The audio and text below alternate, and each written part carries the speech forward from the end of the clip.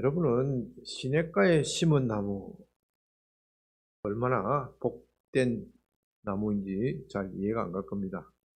한국에는 시냇가에 안 심어도 나무가 자라요. 왜요? 어디 가나 물이 풍부하기 때문에. 항상 1년에 1200에서 1500mm의 강수량, 어떨 때는 말할 때는 1800mm, 심지어 2000mm까지도 오는, 매일매일 하늘에서 1년 내내 가끔 가물 때도 있지만, 나무가 말라 비틀어 죽을 정도의 가뭄은 제 인생에 살면서 거의 그런 기억이 없었어요. 저는 또 관계 치수가 잘 되어 있어가지고 우리가 어릴 때는 나무가 말라 죽을 간다 그런 소리도 들었지만, 요새는 그런 소리도 안 들려. 그러나 이스라엘에 가서는, 이스라엘 사람들에게는 이건 참, 시냇가에 심은 나무 하면 너무너무 부러운 거예요. 모든 나무들이 부러워요. 몽골만 가도요, 가까운 몽골만 가도요, 산에 나무를 찾기가 힘들어. 나무가 찾기가 힘들어. 왜요? 뭐가 없어요? 물이 없어, 비가 없어. 이스라엘은 와디라 그래요. 와디, 우리말로 건천이라 그러죠. 비가 와야 흐르는, 시냇가도 비가 와야 흐르는 그런 사막 지역이 굉장히 많이 있어요. 그렇기 때문에 그 사막 지역에서는 그 나무도, 어쩌다가 나무가 하나를 만나면은 이 나무 모습이 어때요? 아주 말라 비틀어지고 금방이라도 죽어버릴 것 같아요. 아주 고목처럼 아주 축 처져가지고 앙상한 나무만, 가지만 남아있는데, 물론 그러다가 비를 만나면 다시 푸릇푸릇하기는 하지만은, 다시 살아나고 이렇게 하지만은 너무나도 볼품이 없어. 그런데 시냇가에 심은 나무는 어때요? 잎사귀가 청청해요. 청청해. 네, 비록 건천이지만 그 시내 밑에 뭐가 있어요? 물이 있어요. 그 시내, 그 와디 밑에 그 물이 있기 때문에 그 뿌리를 그 물속 깊은데 뿌려박고 있기 때문에, 예, 예, 예. 잎사귀가 청청하니까 어떻게 해요? 열매를 풍성하게 맺는 겁니다.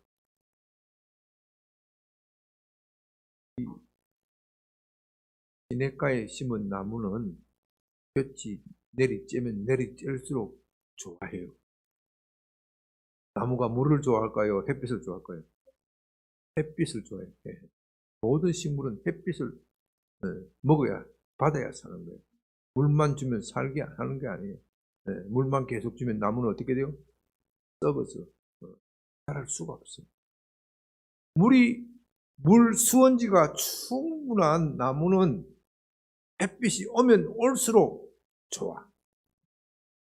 오면 올수록 더욱더 싱싱하고 푸른 잎사귀를 내고 더욱더 열매를 많이 맺는 거예요. 그러나 그 뿌리가 물의 근원에 있지 않으면, 햇빛이 오면 어떻게 해요? 오면 올수록 괴롭고, 이 힘든 시기를 어떻게 견디나. 빨리 비가 와야 할 건데, 빨리 비가 와야 할 건데 어떻게 견디나. 그렇게 하는 거예요. 그럼 이 시편 기자가 복이 어, 복 있는 사람이요. 복 있는 사람은 이렇게 되어 있지만, 원어에는 복 있는 사람이요, 그런 뜻이. 복 있는 사람이요. 시냇가에 나무 심은 나무처럼 그들은 복이 있도다. 다른 사람들은 환난과 고난과 고통과 어려움과 눈물의 바다를 지날 때, 그대는 그 고난과 환난과 고통, 모든 어려움을 오히려 열매 맺는 재료로 삼는구나. 인생에 있어서 이런 복이 있어요. 여러분, 인생에 있어서 사람들은 살 때 누구나 다 어려움을 겪고 힘든 경우를 겪는 것이 마련입니다. 아무리 부자도 행복하지 못해. 아무리 돈 많은 사람에게 당신이 행복하냐 물어보면 고개를 잘래 흔들면서, 우리는 부자가 되면은 고통도 없고 맨날 해외 여행이나 다니고 맛있는 것만 먹고 좋아할 것 같지만 행복하지도 못하고 내 인생이 왜 이렇게 행복하지 못할까? 남들과 비교하면 없는 것이 없는데도 인생이 이렇게 재미없고 단순하고 무료하고 차라리 이렇게 살 것 봐요. 죽는 게 낫겠다. 그렇게 생각하는 거예요. 그러나 이 시냇가에 심은 나무, 시냇가에 심은 나무는 고난이 와도 환난이 와도 고통이 와도 그것을 오히려 열매 맺는 재료로 삽니다. 그러므로 여러분은 지금 오늘 시편 1편을 읽으면서 어떻게 하면 내가 복 있는 사람이 된가? 내가 어떻게 하면 시냇가에 심은 나무처럼 내가 인생에 의해서 위기를 만났지만 그 위기가 나에게 복되게 하는 기회가 될 수 있을 것입니다. 오늘 이걸 비웠으면 참 아멘. 네, 시편 1편에서는 어떻게 하면 우리가 복된 생활을 할 수 있는가? 복. 네, 여기서 복이라는 것은요, 사람들이 생각하는 복은 그냥 뭔가 많기만 하면 내 필요를 채워주면 그게 복이라고 생각하지만, 그러나 시편에서 말하는 복은 그 정도의 복을 가지고 말하는 것이 아닙니다. 만일 우리에게 채워주기만 하면은 우리가 행복해진다. 그럴 것 같았으면 하나님께서 우리에게 아낌없이 부어 주셨을 것입니다. 그러나 우리 인생은 내가 필요하고 내가 생각하던 것을 채워진다고 해서 행복한 것이 아니에요. 채워지면 그 다음 것을 또 바라는 것이고 그 다음 것을 채워지면 또 그 다음 것을 채워지는 것을 바라고 그렇기 때문에 가져서 얻는 행복 이것은 우리를 점점점 더 갈증을 나게 하고 행복과 멀어지게 하는 겁니다. 참된 복은 하나님과 함께 있고 하나님과 교통하고 참된 복이신 그분과 함께 있는 겁니다. 시편에서 말하는 것은 시편에서 복 있는 사람이여 하는 그 찬사는 당신은 하나님과 함께 있으니 복이 있도다. 하나님과 함께 있으니 당신의 고난 속에서도 당신은 아름다운 꽃을 피우고 푸르른 잎을 내고 마침내 열매를 맺는구나. 당신이 복되도다. 오늘 시편 1편과 함께 그런 복된 생활을 누리는 여러분이 되시길 바랍니다. 여기에 두 사람이 나타났습니다. 한 사람은 복 있는 사람, 한 사람은 복 없는 사람. 악인이라는 것은 복 없는 사람. 복 없는 사람이란 말은 없는데 복 있는 사람이 있으니까 복 없는 사람이 있는 거예요. 축복된 삶을 사는 사람이 있는가 하면 저주의 삶에서 벗어나지 못하는 사람. 시편 1편에는 이 두 부류의 사람이 나오는데 이 복 없는 사람, 복 없는 사람은 어디에 나옵니까?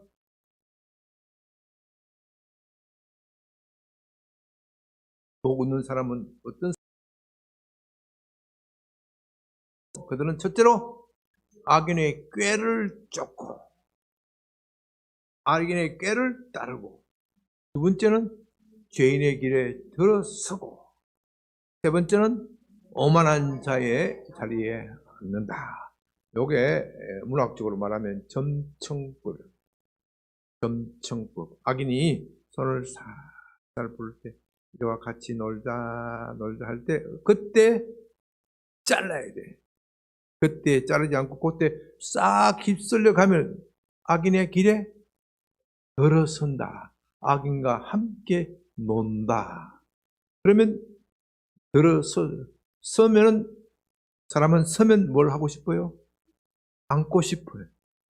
오만한 자리에 앉는 거예요. 앉으면은 눕고 싶어요. 앉으면 앉고 누우면은 거기에서 벗어날 수가 없는 거예요. 그러니까 처음부터 악인이 꿰을 때에 그때 악인의 꿰을 어떻게 거절해야 돼. 죄인의 길에 들어서면 이미 늦었어. 들어서면은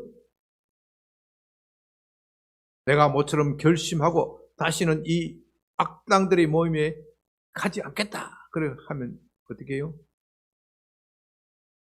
어떻게 해야 돼요? 어떻게 되기는 조직의 쓴맛을 보는 거지. 네?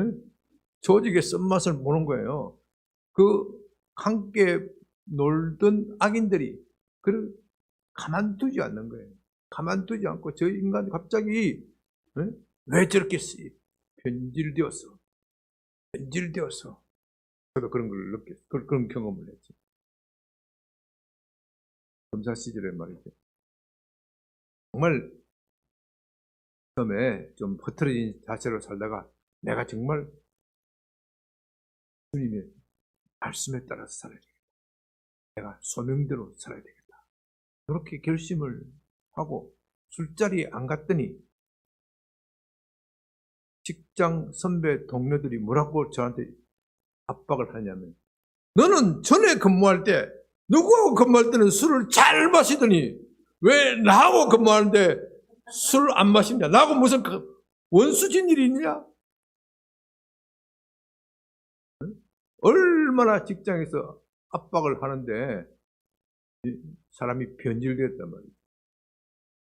이유는 모르겠는데 사람이 변질됐다. 예수 믿어도 술 잘 먹는 저 인간도 있잖냐고.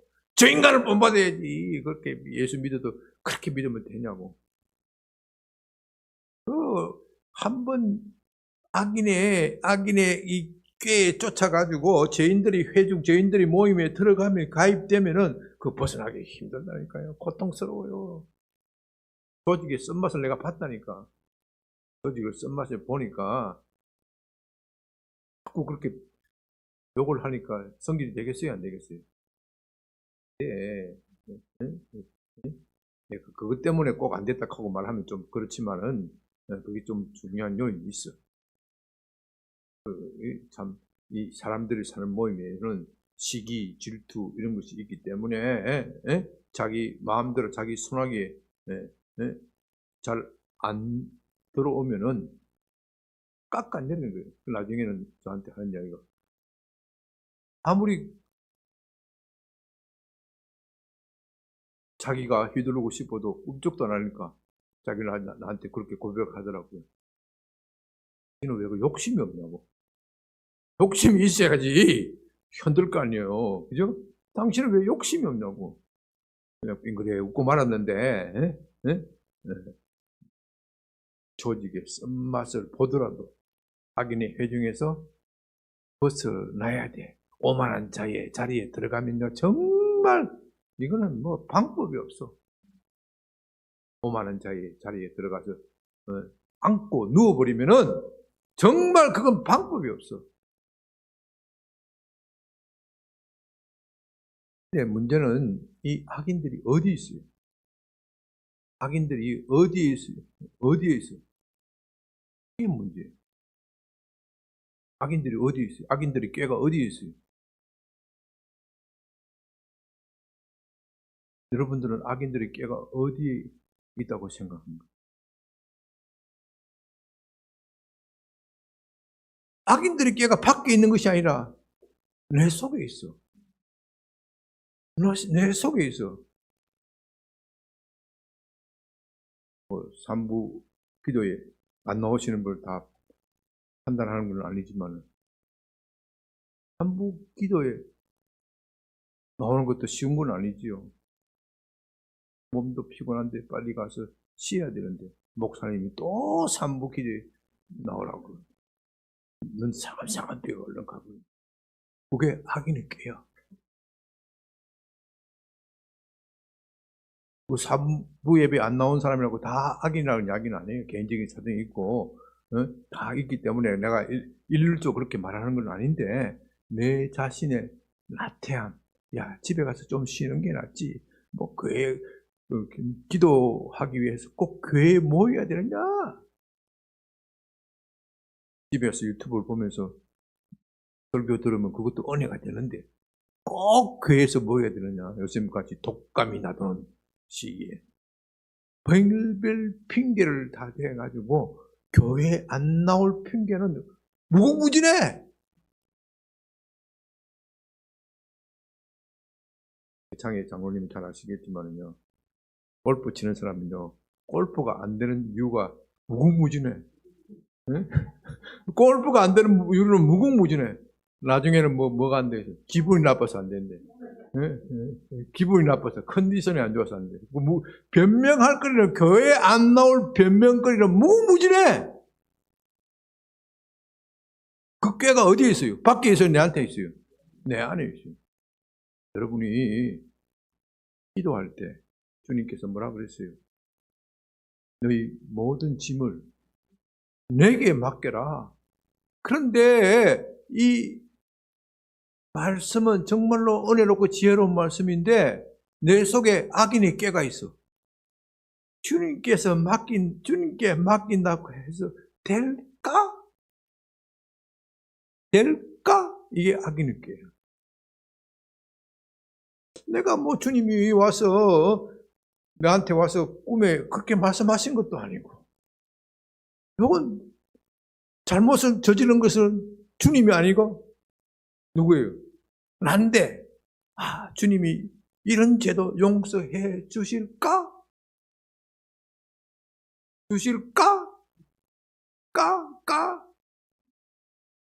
안 맡겨!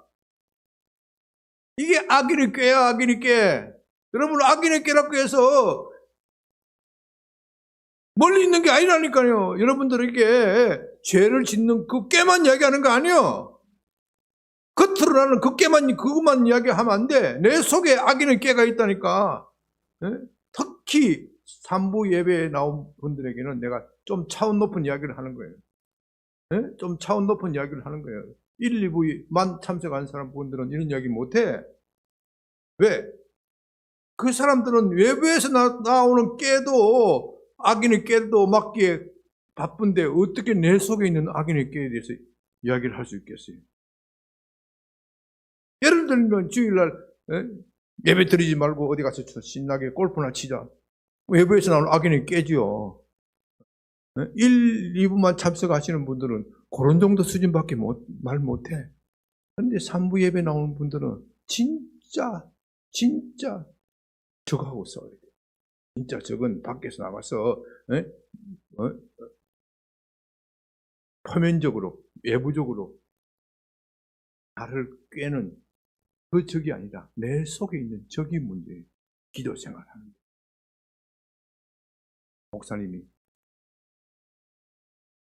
기도할 때 소리 내서 기도하라. 그런데 죽으라고 소리 안 내는 사람이 있어. 내가 누구라고 지적은 안 하겠는데. 아유, 하나님이 기가 먹었냐? 하나님이 기가 먹었냐?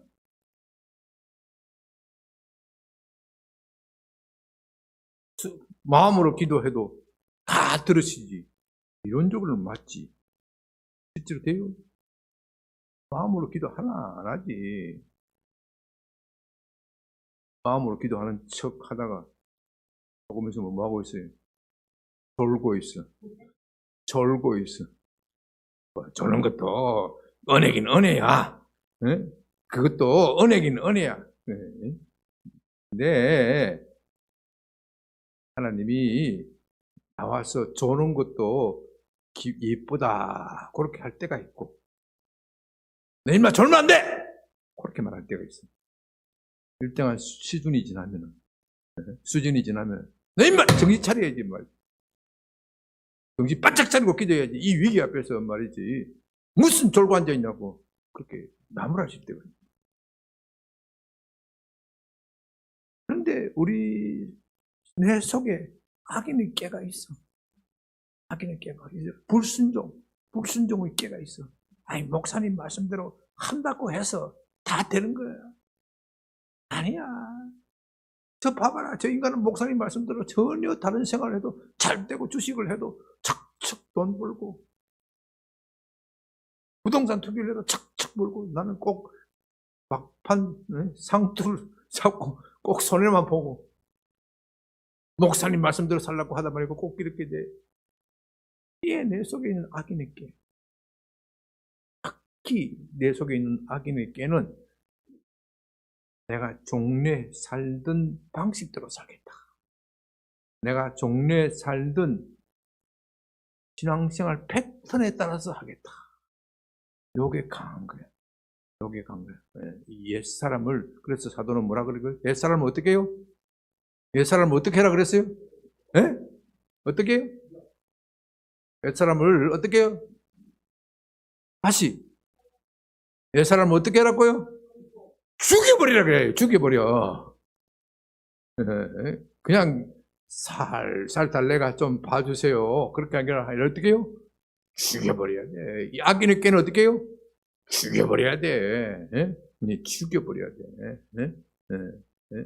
악인의 꾀는 밖에 있는 것이 아니고 내 속에 있는 것인데, 내 속에 손에 든 것이 없고 내 손에 당장 쥐어주는 것이 없으면 나는 불안해.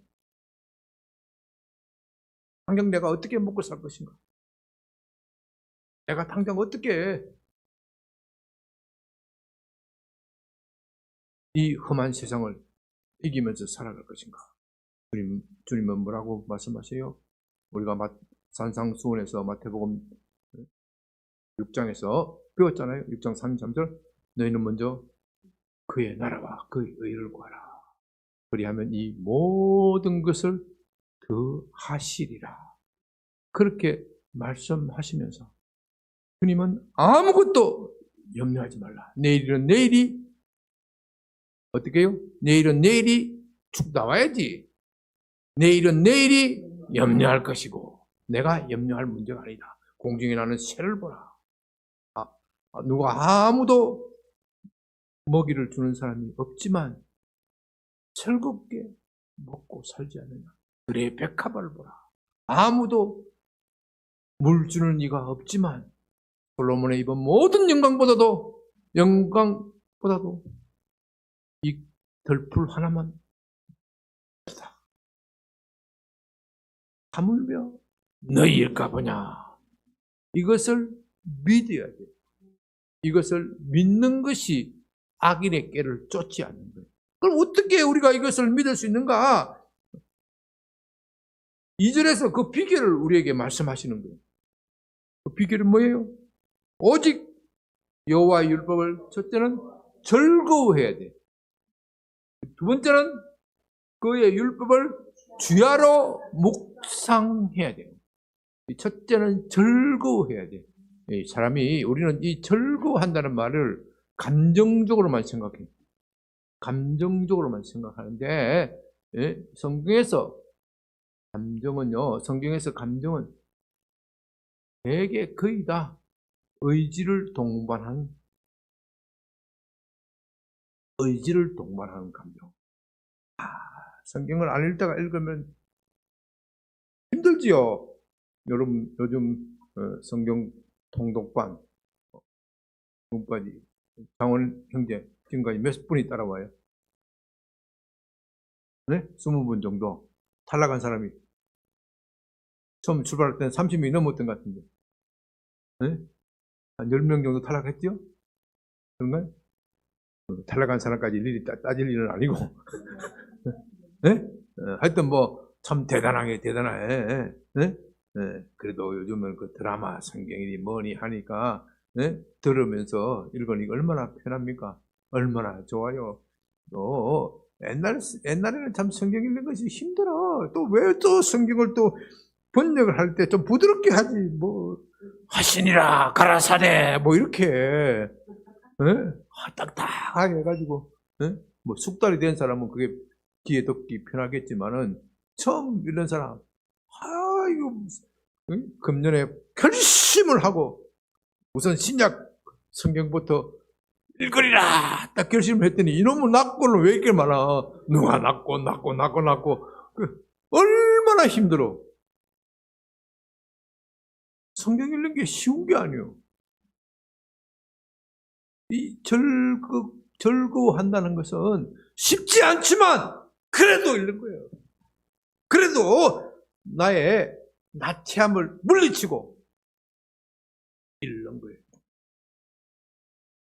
즐거워하고 즐겨 찾는다. 계속해서 찾고 이해가 안 돼도 읽고 재미가 없어도 읽고 재미가 있어도 읽고 시간이 없어도 읽고 시간이 나도 읽고 꾸준하게 자기의 습성이 되도록, 자기의 습성이 되도록, 삶의 습성이 될 때까지 자기를 괴롭히는 거예요.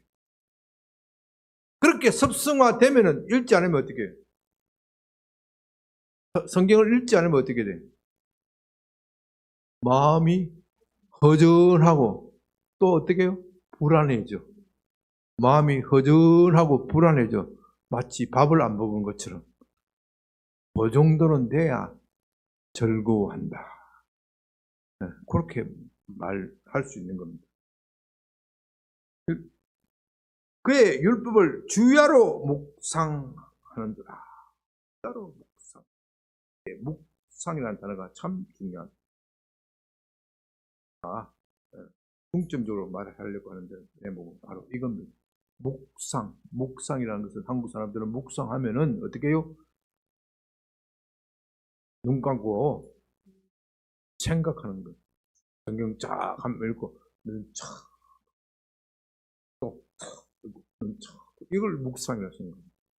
이게 아니고 묵상이라는 단어 히브리어 말은 하가라는 단어인데요. 이거는 속에서 반복해서 소리내어 읽는 겁니다. 그리고 혹시 유튜브나 이런 데 보면은 유대인들이 어떻게 성경을 읽는지 보십시오. 특히 통곡의 벽 아시죠, 여러분?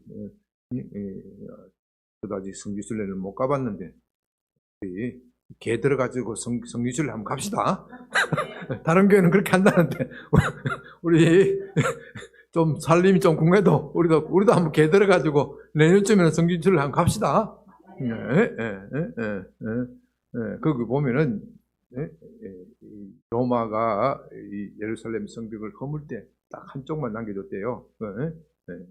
거기에 유대인들이 그 2000년 전에 나라 이런 서러움을 생각하면서 거기 벽에다가 머리를 박고 기도하는 장면이 나오는데 이거 쪽지 하나 들고 또 그러면 성경책 토라를 그러겠죠. 토라를 들고 읽는 거예요. 머리를 떼고 그 사람은 막 이렇게 되고 그 사람은 저렇게 이렇게 하고 자기 나름대로 몸에 리듬을 맞춰서 자꾸 읽는 거예요. 묵상하다 이 원어는 짐승이 그런 거 있죠. 그 소리도 하가 또 새가 비둘기가 구구구구 하는 소리 있잖아요. 그것도 하가 조용히 엎조리는 것, 조용히 엎조리는 것이 가장 전형적인 것이고, 그러나 급하면 어떻게 해요? 짐승처럼 꽉 부르짖는 거예요. 답답하고 어려운 일 만날 때 시편 42편 5절 뭐라 그러죠? 내 영혼아 내 속에서 어찌하여 불안해하는 거, 낭망하는 거, 낭망하여 불안해하는 거, 너는 도우심은 하나님을 바라라. 이걸 말할 때는 짐승처럼 부르짖죠. 짐승처럼 부르짖죠. 이 성경을 그렇게 입으로 소리 내어서 읽는 것이 왜 그렇게 중요하냐? 다음 주에 부터 시작될 말씀 기도 강의에서 이 성격에 풀어서 설명할 것인데 3부 예배 참석한 사람들은 한 분들은 그런 면에서 복 받은 사람입니다. 엑기스만 뽑아서 다시 들을 수 있으니까 얼마나 복된 거예요. 주일 아침 예배에 그거까지 그 시간에는 자세히 이야기할 시간이 없어. 이건 한 번 들어가 되는 것이 아니고 반복해서 듣고 반복해서 훈련을 해야 되는 것이죠. 왜? 여기 뭐라 그랬어요? 주야로 묵상하라고 그랬어요. 주야. 여기 무슨 말이냐? 아니 이 성경책만 맨날 읽고 다른 것은 어떻게 안 할 수 있느냐? 그게 아니야. 그 뜻은 아니야. 공부하는 학생은 공부도 하고 직장생활 하는 사람은 직장생활도 하지만 주야로 읽으라는 것은 그것이 내 삶의 습성이 되어서 시간 날 때마다 다른 생각하지 말고 말씀을 가지고 읽는 거예요. 장사를 하다가 물건을 팔다가도 손님 있는 데서 읽으라는 이야기 아니고 손님 보내고 나서 맨날 손님 있는 거 아니잖아요. 중간에 그 말씀을 꺼내놓고 조용조용하게 읽는 거예요. 네? 조용조용하게 읽으면 장사가 잘 된다니까. 네? 네. 그게 뭐예요? 약속이 시냇가에 심은 나무다. 시냇가에 심은. 장사를 하면 잘 때야 시냇가에 심은 나무지. 장사를 했는데 안 되면 뭐예요? 시냇가에 심은 나무가 아니지. 네? 네? 장사 안 된다고.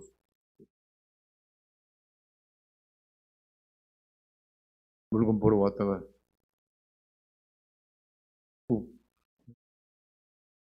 뭐라 그래요? 진상 손님 있잖아. 진상 손님. 응? 네, 진상 손님. 응? 응? 네, 진상. 옛날에는 그 진상 손님 있으면은 어떻게 해요? 소금을 한 바가지 들고 다닌다고. 에이! 하고 고스레 하고 그러지 말고 장사가 안 돼도 묵상. 장사가 돼도 묵상. 묵상 하면 주님께서 약속하셨잖아요. 그런 시냇가에 심은 나무가 철을 따라 열매를 맺으면 그 잎사귀가 마르지 않은 것 같이 그가 하나님 모든 일이 어떻게 해요? 다 형통하리라. 말씀을 묵상하는 사람은 형통의 복을 받는 거예요. 말씀을 묵상하지 않으면 악인의 꾀를 쫓아가게 되고 죄인의 길에 들어서게 되고 나중에 결국 어떻게 돼요? 오만한 자의 자리에 앉게 될 것이다. 그러니 초장에 너 속에 있는 악인의 꾀를 제거하기 위해서는 말씀을 묵상해야 된다. 말씀을 엎조려야 된다. 계속해서 반복해서 소리내어서 읽어야 한다. 그러면 내 속에 있는 부정적인 생각이 밀려갈 것이다. 내가 기도할 때 주님 내게 이런 어려운 문제가 있습니다. 주님께서는 묵수고하고 무거운 짐 자들이 다 내게 오라고 말씀하시지 않습니까? 이제 이 짐을 맡깁니다. 아멘! 해놓고 집에 갈 때는 다시 짐 찾아가지고 네? 주님 힘드시죠? 내가 질게요.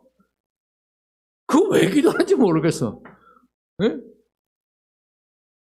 그거를 주님께 맡긴 짐을 계속해서 맡기려면 어떻게 해요? 그 수고하고 무거운 짐자들은 다 내게라. 내가 너희를 쉬게 하라. 이 말씀을 계속해서 반복해서 묵상해야 돼. 그것을 묵상하지 않으면 눈 감을 때는 맡겼다가 눈 뜨면 도로 찾아오고 그 도로 찾아오는 게 그 내 속에 있는 악인의 꾀란 말이에요. 그 악인의 꾀를 내가 단절하기 위해서는 어떻게 해요? 말씀을 소리 내어서 읽으라. 이 소리 내어서 읽는 것이 힘이 있는 거예요. 하나님의 말씀은 선포되어질 때 힘이 있는 거예요. 네? 선포되어질 때 영적 세계에서 왜 나도 그런지 모르겠어. 자세하게 나도 설명할 길은 없어. 여러 신앙의 선배들 기도를 정말 흔히 말하면 이런 표현하면 좀 그렇지만은 무림의 고수 있잖아요. 무림의 고수, 신앙의 고수들이 있거든. 신앙의 고수들이 자기들도 추론해서 생각할 때 이렇게 말씀을 선포할 때 영적 세계에서 선포가 되어진다. 보이지 않는 세계에서 선포가 되어진다. 하나님께서 이 천지를 창조하실 때 무엇으로 창조하셨어요? 말씀으로 창조하셨다. 하나님의 말씀으로 하나님의 말씀이 빛이 있으라 하매 빛이 있어지는 거예요. 하나님의 말씀이 수고하고 무거운 짐 자다 다 내게 오라. 내가 너희를 쉬게 하리라. 선포가 되어지면 내 영혼이 힘을 얻는 것이다. 대충 그런 식으로 설명을 합니다. 제가 경험해 보니까 그 말이 맞아. 그 말이 맞아. 그래요. 지난 정부, 문재인 정부 때 얼마나 시달리고 고생했습니다. 억울하게 재판받고, 고생하고, 시달리고, 수사받고, 재판받고, 3년 6개월 동안 하는 게 얼마나 사람이 마음이 피폐해져요. 그때 주님께서 제게 주신 말씀, 요것만 하고 말해 마치 이사야서 41장.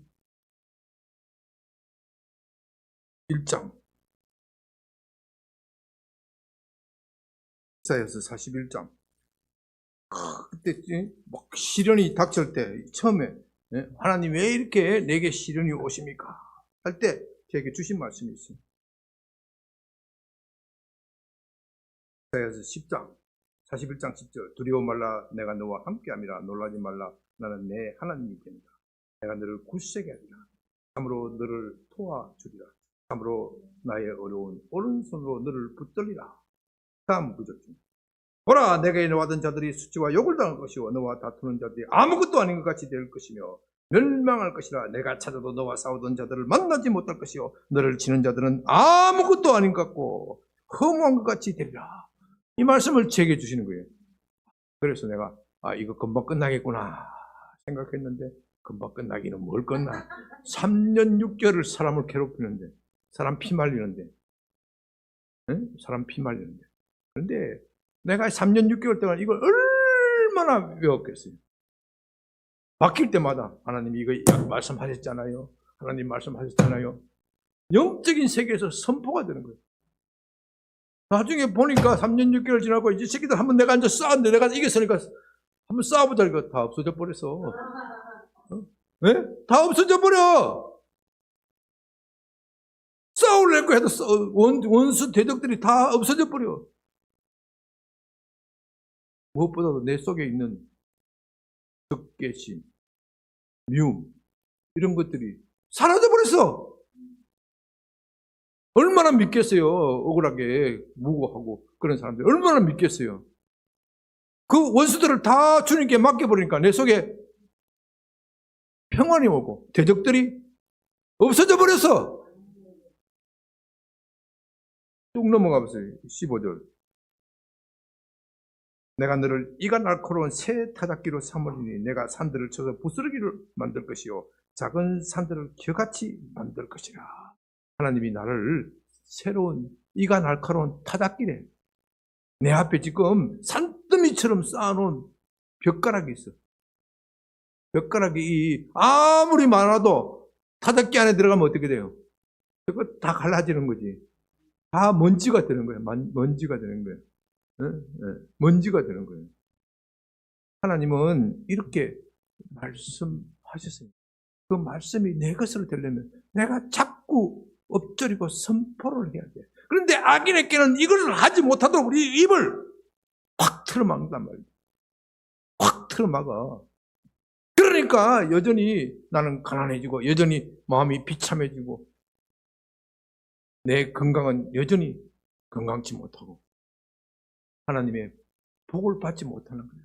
내가 시냇가에 심은 청청한 나무가 되어야 되는데 하나님의 은혜를 받지 못해요. 비틀어지고 말라지고 맨날 하는 소리가 성령의 은혜가 폭포수처럼 내려달라고. 폭포수처럼 내리게 해달라고. 하나님이 불같이 내리게 해달라고. 하나님이 원하시는 것은요, 성령의 은혜가 폭포수처럼 내리는 것이 아니고 불같이 내리는 것이 아니고, 물론 그럴 때가 있어요. 그것이 아니고 너희가 성령의 깊이 뿌리를 박아서 은은하게 흘러내리는 은혜를 받아. 시냇가에 심은 나무가 폭포수처럼 물 공급받는 것이 아니에요. 그 깊은 땅 속에 있는 그 샘 속에 있는 물을 은은하게 끌어들이면서 은혜를 받아서 사기를 내고 마침내 열매를 내는 겁니다. 꼭 오늘 기도하실 때 배웠죠? 네, 엎조리면서 그렇게 꼭 하시기를 주님의 이름으로 부탁드립니다.